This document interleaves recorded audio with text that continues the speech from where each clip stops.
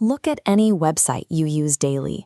As a human, you see the visual layout, the images, the text, the buttons. But browsers and search engines process something completely different. They read the hidden data that dictates how that page is indexed and displayed. This diagram shows the fundamental structural rule of HTML. Every document is divided into two distinct zones. The body element controls the viewport, that large white canvas where the visible content lives. The head element sits above it, holding instructions for the browser itself. We call these instructions metadata, literally data about the data. This includes things like the language code, the character encoding, and the page title. Mastering the head element dictates your site's core identity and discoverability across the web.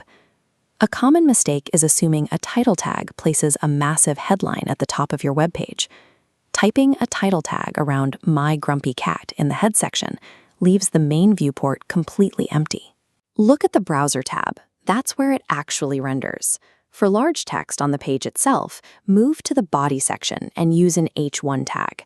The title element acts as your site's official identity badge for tabs, bookmarks, and search results. The H1 is the welcoming sign for users already inside the page. Next, we need to tell the browser how to decode the text in our file. We do this using a meta element with a charset attribute set to UTF-8. Notice there is no closing meta tag. Meta is a void element. It doesn't wrap text content, so structurally it takes no closing tag. Older tutorials might show a trailing slash. That's obsolete legacy syntax. Modern HTML5 ignores it completely, so leave it out. Understanding void elements keeps your metadata clean, ensuring the browser reads your instructions without errors. Growing sites need to pull in external resources like custom icons or style sheets. For this, we use another void element, the link tag. To attach a custom icon, type the link tag, set the rel attribute to icon, and use href to point to your image file. The browser processes that path and places the image directly into the tab beside the page title. Now it's your turn.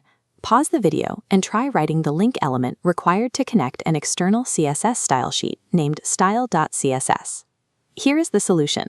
The syntax is identical to the icon link, but we update the rel attribute to style sheet and point the href to the CSS file.